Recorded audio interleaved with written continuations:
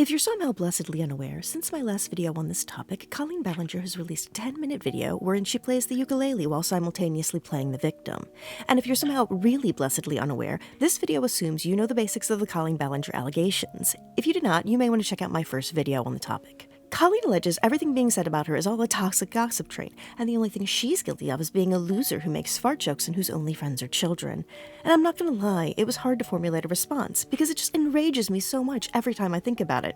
Part of me thinks she deliberately did the worst apology possible because she realized she couldn't do a good one. There is sadly truth to the fact that even negative attention can be a financially viable content strategy. But a bigger part of me thinks Colleen's realized that she still has enough loyal fans to keep some semblance of a career kicking, and she's confident that the public will eventually forget. I think what I hate the most is that this response seems designed to maximize profit and minimize legal risk. As I discussed in my Taylor Swift video, songs are usually not admissible as evidence for crimes unless you're black and a rapper, and videos that are 10 minutes are long enough for mid-rolls. This, like so many other things that Colleen has done, was calculated to monetize harm Colleen caused. And to be frank, I think one of the things that shocks me the most is not how Colleen has responded, but rather that there are still a significant number of people in her comments praising her for continuing to stand up to the haters. The allegations against Colleen Ballinger are some of the most backed up claims we've ever seen against a YouTuber. There are screenshots validated by multiple people in group chats, literal videos of things she's done on tour, and a woman who used to work with her on her Netflix show has spoken out at length in a blog post. The Miranda Sings videos and books themselves are full of problematic content. At its root, Miranda has always been a character that heavily referenced the inappropriate dynamic with Miranda's uncle and that made a mockery of disabled and neurodivergent people. And yet, still, despite all of it, she still has stans and supporters. Why do people still back Colleen? First off, I think there are a lot of fans who just want to stick their heads in the sands. They don't watch any of the content by Colleen's accusers, they solely rely on what Colleen is saying. And look, I can't stress enough that we need to cast a critical eye on everything in our lives, even the things that we love. Especially the things we love, because those are the things that have the most control and power over you. That doesn't mean you need to criticize it in bad faith, but it does mean that you should listen to people who say that someone or something you love has hurt them. Blind loyalty that extends to the point where you won't even listen to potential criticism about your problematic fave only makes you a party to allowing said problematic fave to continue to get away with harm. I think Colleen has seen how creators like James Charles, Shane Dawson, and Jeffree Star have gotten through controversy and realized that so long as YouTube themselves doesn't completely cut off your channel, that you can maintain a small but dedicated following regardless of what you do. Some fans will ignore criticism of you entirely. Other fans will find you after the controversy and won't look into your problematic history.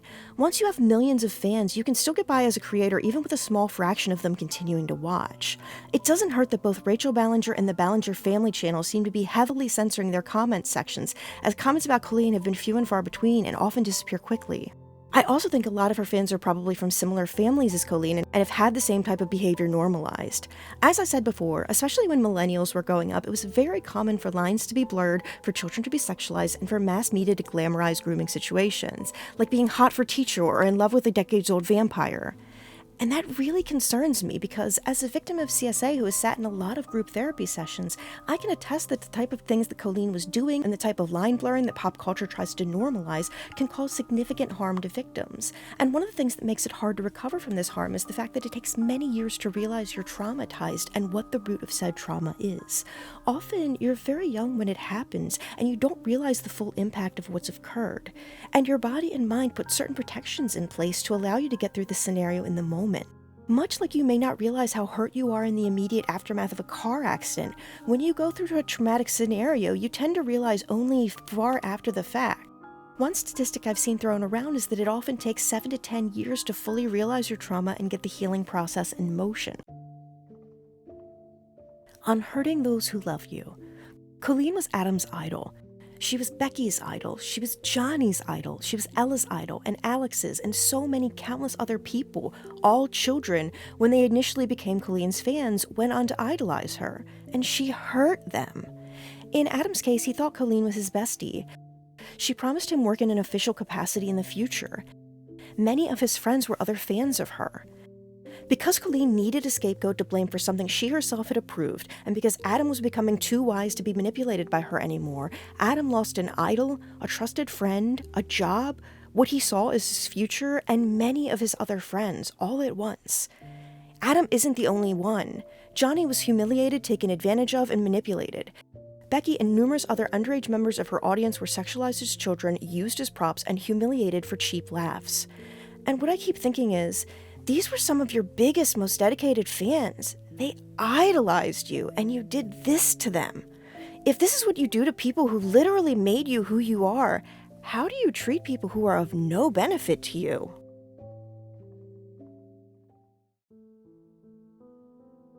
How the internet made it so much worse. Anytime someone makes a claim against a famous person, regardless of how much evidence they have backing it, a group of devil's advocates come along. They poke holes in the tiniest parts of the story. For example, when Adam came forward about the lingerie, he initially said his parents immediately took the garments away, but there was a brief time that he had them in his possession. Many commentators got locked up in debating this tiny little detail, despite the abundance of other evidence that was available. A misrecollection of an event that you associate trauma with doesn't make you less credible. I've also seen people try and discredit some of the people who were harmed at the Miranda tour just because they were smiling and laughing while it happened. Just because something doesn't immediately traumatize you doesn't mean it's not traumatizing. People cope with things in a wide variety of ways. Many people cope with discomfort by laughing, myself included. Just because you pretend things are okay to prevent causing a scene doesn't mean you weren't harmed. Just because you don't realize in the moment that you're being harmed doesn't mean you're not. We traumatize victims in the name of verification, and no matter how many details match, as soon as one inconsistency is brought up, it's used as a huge slam against a victim's credibility. They lied about this one thing. Clearly they're a liar. Most of these elements are minor details, things that could have easily been forgotten or misremembered, especially when trauma is involved. People don't want to admit that human memory is fallible, but it is. That doesn't make misremembrances lies.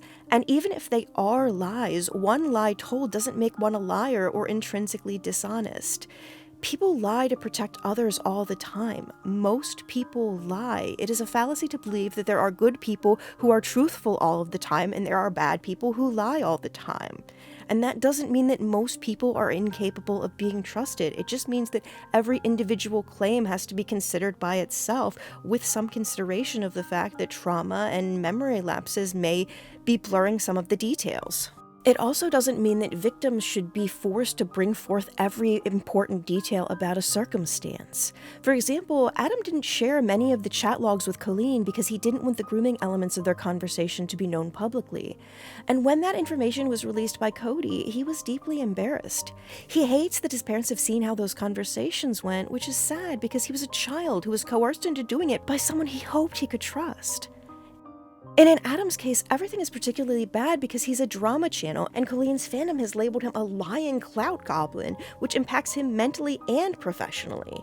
There absolutely were content creators who overlooked or disregarded Adam because of Colleen, and fans too. Adam was reduced to that kid who lies, even though the large majority of what he said has been proven by other sources, and when he initially came forward, he had significant evidence. If he wasn't an internet personality and was applying for regular jobs, the results of Googling his name could have caused him to have difficulty being hired. Looking through the comments of Colleen's most recent Instagram post, you'll find people labeling Adam as obsessed and a stalker, when all he really wants is to protect others from what happened to him. Of course he's still upset about what happened because Colleen's fans still see it as their personal mission to discredit and disparage him. Adam still hasn't received an apology, and Colleen is still out there doing the things that harmed him initially. And when the mainstream media originally covered this, many articles were critical of him. Not only that, but his in-real-life friends were afraid of him because they felt, if you can manipulate a 30-year-old, you can manipulate us. All of the harm he incurred was dismissed, and he was labeled as just doing this to boost his channel. I think people lie for clout much less often than drama channels would have us believe, because often the impact of coming forward causes significant harm in and of itself. Being doubted, being gaslit, being literally threatened and doxxed by the fandom of the individual involved in commentary channels and even the mainstream media.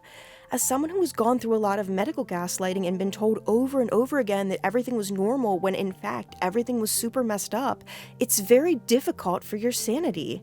and I imagine it must be much worse to have so many people doubt Adam for the things he knew to be true. And I think these factors are why it took so many of Colleen's other victims so long to come around, because they could see that even credible accusations seem to cause more harm to the victims than they do to the influencer being accused. Adam has said that resentment and anxiety has made it hard for him to progress in his friendships and romantic relationships, and he has had a lot of difficulty trusting people and making friends. When he spoke to Colleen regularly, she would compliment him more when he was skinny and make snide comments when he weighed more. Adam said that he still struggles with food and eating because for so many years his idol loved his body the most when he was skinny. Another victim that came forward, Becky, was victim blamed. She was told she didn't have to dress that way and that she could have gotten off the stage at any time. In both her case and Adam's case, it disgusts me how much we victim blame literal children for the actions taken by an over 30-year-old woman. It wasn't a child's responsibility to realize that what an adult told them to do was wrong. The onus wasn't on them to think, Oh hey, that's a little weird. Maybe I shouldn't do this. The onus was on Colleen to keep her tour and her content and her behavior appropriate for the audience of children that she had. I think one of the most chilling parts is the fact that large creators have enough of a following that they can just ride through this. Their fans often won't listen to what their victims say or give them any credence. When their problematic fave makes a half-assed non-apology, they cheer them on, professing that they'll never leave. Fans like this just make it less likely the celebrity will grow and change and improve themselves, because their core audience doesn't demand that of them. True fans want their faves to grow and mature and be responsible and not hurt others. Another thing I think is important to understand is that often creators don't fight their own battles. Creators rely on their fans to fight their battles in many circumstances. Colleen has shown a strong willingness to have her fans fight her battles for her, and that seems to be one of the biggest reasons she was cultivating relationships with her younger fans. They would fight her battles out for her. On disparaging a disabled fan. One story that has come out about Colleen is that a prominent member of her fandom was disabled. Colleen herself made comments to Johnny and others that she believed said fan was faking her disability in order to get attention from her. In fact, she was so convinced of this that she was going to make a movie based around this individual, a film where a celebrity has an obsessed, villainous fan who lies about their disability to get closer to the celebrity. And while she didn't make that film, what she did do is have the mother on Haters Back Off have fibromyalgia, in air quotes of course, because a lot of the time her disability is presented in a way that is designed to make the audience believe that she's actually faking it. As a disabled person, this angers me so much. Like I said earlier, I dealt with a lot of medical doubt. Many people with my condition take more than 7 years to get diagnosed. Those people aren't faking it until they get a diagnosis. During that time, they're desperate for answers, but a lot of their doctors in the process will label them as faking rather than actually listening to them and looking into things. Many disabled people actually have medical PTSD from being gaslit, ignored, and resented by the very people who are supposed to help them. Media like this just makes people feel like they have the license to question others about their own disabilities. For over 5 years, I went to doctors paying copays, wasting my time, missing work, only to be dismissed. No one is going through that if they're a healthy human being.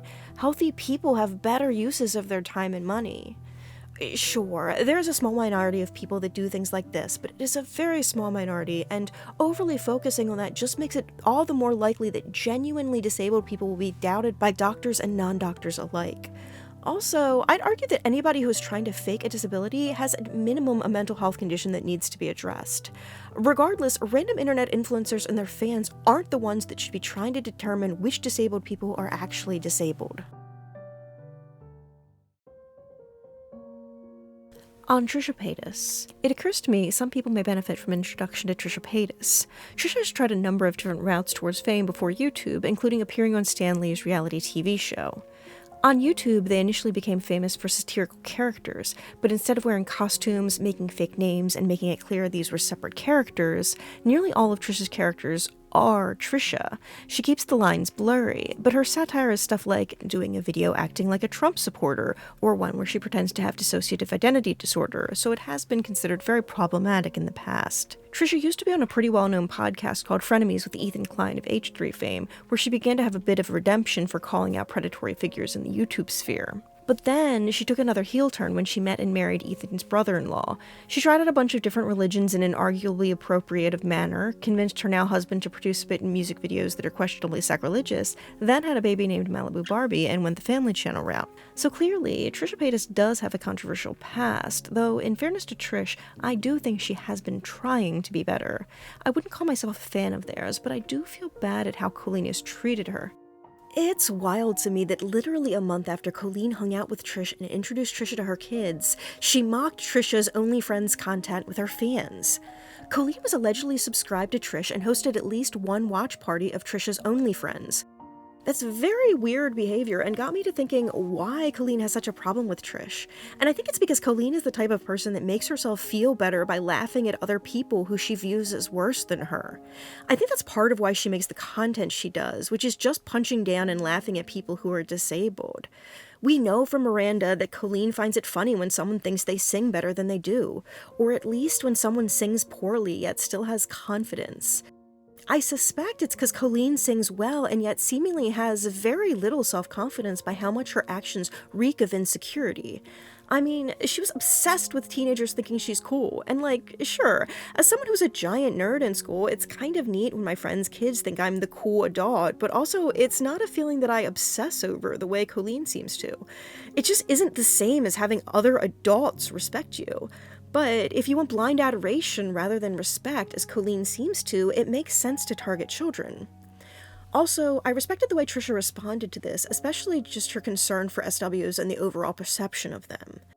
Since Colleen and Trisha were publicly collaborating and acting buddy-buddy, people might assume Trisha was putting Colleen up to sharing her pics, either because she thought the idea was funny or because she was trying to get more people to sub to her. Fortunately, it doesn't seem like anyone believes that, but the perception could have made Trisha, and other SWs as well, look like they predate on children. A few things stick out to me about this. If Colleen really did show Trisha's 18+ videos to children in the Weenies chat group and coworkers on the tour, there may be legal charges possible. I'm going to include a TikToker's info on screen who suggested that Trish could possibly have grounds for a suit against Colleen because her videos were copyright protected and Colleen didn't have the right to distribute them. I do hope that further investigation is going on. What we know is all stuff that Colleen felt comfortable doing very blatantly and sharing with others. Who knows how much stuff was happening behind the scenes that no one has found out yet? It just scares me that she still seems to intend on being a social media figure, and I do think with the allegations at play that a third party should be called in to make that her own children are safe.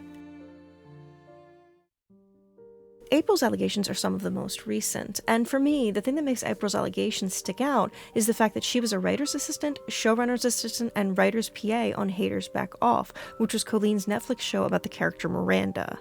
As a black woman in Hollywood, the industry could choose to penalize her heavily for coming forward. April is fairly early to her career, and Haters Back Off was her first serious job in Hollywood, as a multiply marginalized writer. I don't believe she'd risk retaliation by making anything up. Because of that, even though she didn't have video evidence or dozens of screenshots, I feel that her allegations are some of the strongest against Colleen, and because these are some of the most recent, I'm going to explain them in a bit more depth. I'll be quoting her blog post because as a writer, she did articulate her concerns extremely well.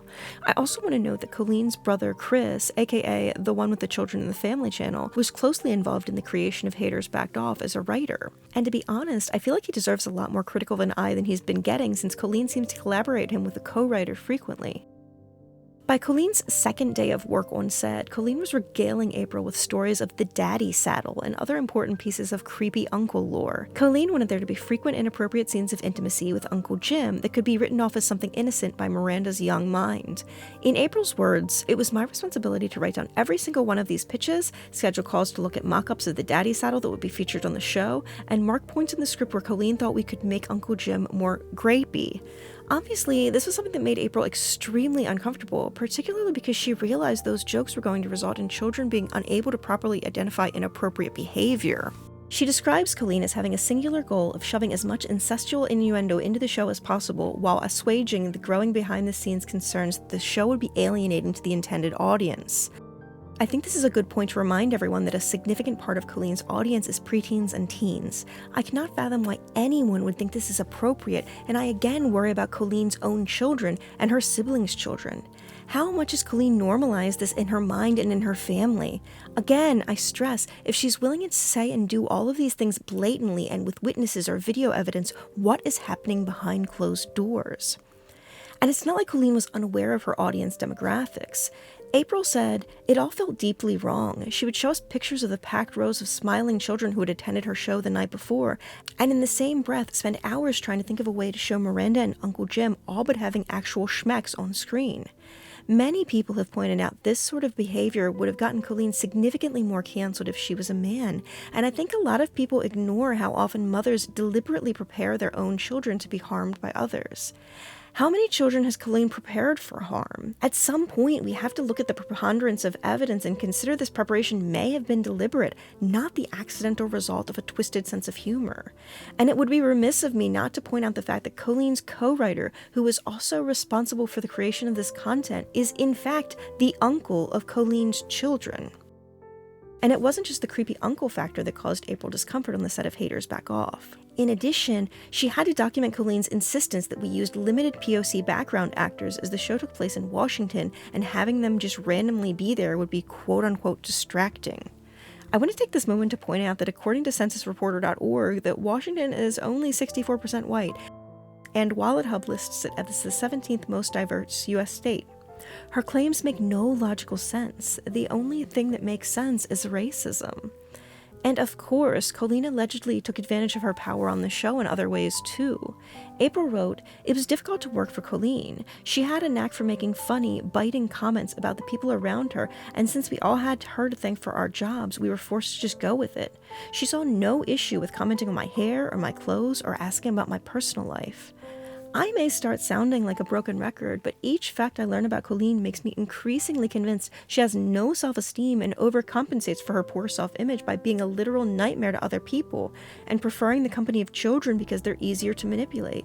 And this sounds like an incredibly toxic and traumatizing environment to work for. When Adam originally came forward, one of the things he alleged about Colleen was that she was reliant on her minor fans for emotional support in her failing marriage. According to April, it wasn't just children that Colleen trauma dumped on, it was her staffers and subordinates too.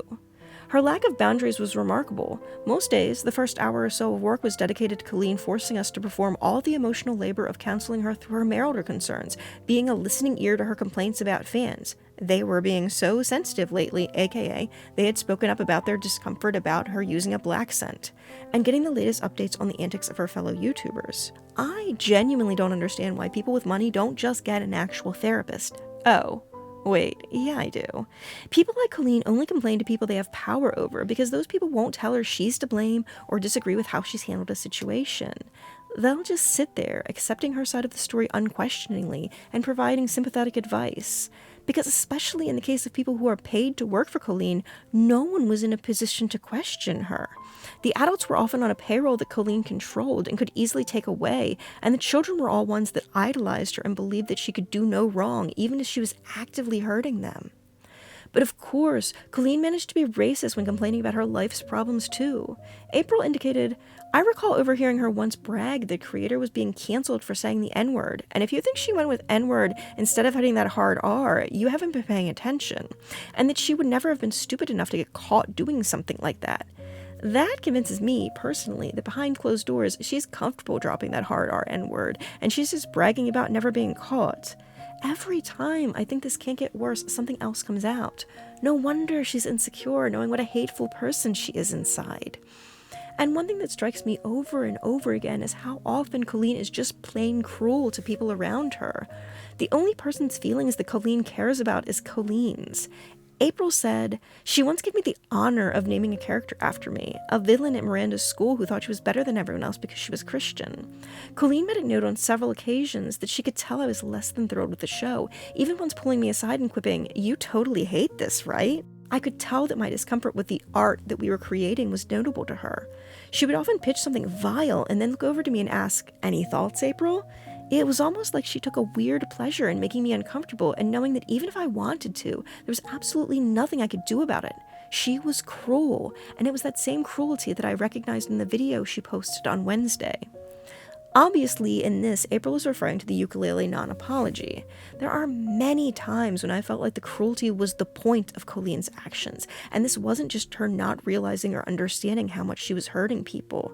It is just getting impossible to believe that she could cause this much harm without meaning to, and I'm inclined to trust April's judgment in believing that Colleen took weird pleasure out of this. Colleen seems to me like a deeply insecure person who was bullied for being nerdy and who thinks that being powerful means causing harm to others. And sure, this absolutely screams of being a hurt people scenario. And if Colleen was an 18-year-old fresh out of a harmful household or something, I'd have a little sympathy for her. But this is one of the most influential creators to come out of YouTube, one of the few who managed to make the jump to mainstream content as well. She has the money and power and access to people that love her. She could fix herself without hurting others. And the worst thing about this is that in entertainment, it is nearly unheard of for a creator to suffer long-term consequences regardless of how much harm they've caused. I'm gonna let April's words close us out because I think she said it really well in her post. And each time I encounter yet another abuser in the workplace, I notice that they seem to all have something in common: an unwavering contempt for cancel culture and a pathological failure to demonstrate even an iota of accountability. Let me be the millionth person to say it. Cancel culture is not real. The majority of people I know who work in this industry have spent years of their lives waiting, hoping that an article will finally drop, naming the sins of the abuser they endured and finishing them for good. And each one has had to stand by and watch as the person is dragged on Twitter for a few days, removed from a project or two, and is back in their feet in no time for next year's Emmys. There is no witch hunt, no toxic gossip train, no dangerous mob hellbent on destroying the life of an innocent person just for something to do. The truth is, there are real people who have had real experiences that have affected them a great deal, and there are narcissists who choose to cover their ears and look the other way. That's all that I have for now. I keep thinking I'm going to make one more definitive video, but this whole thing keeps dragging on without her showing any remorse, and I had a bunch of thoughts to get out. My next video is definitely going to be a step away from commentary. I'm going to discuss what I learned writing 10,000 words of fan fiction per day. I need to talk about something that I love for a bit. This has been emotionally very tough content to discuss. As per always, as a small channel, your likes, comments, and subscriptions always help me out a lot, and thanks for watching. Have a lovely day.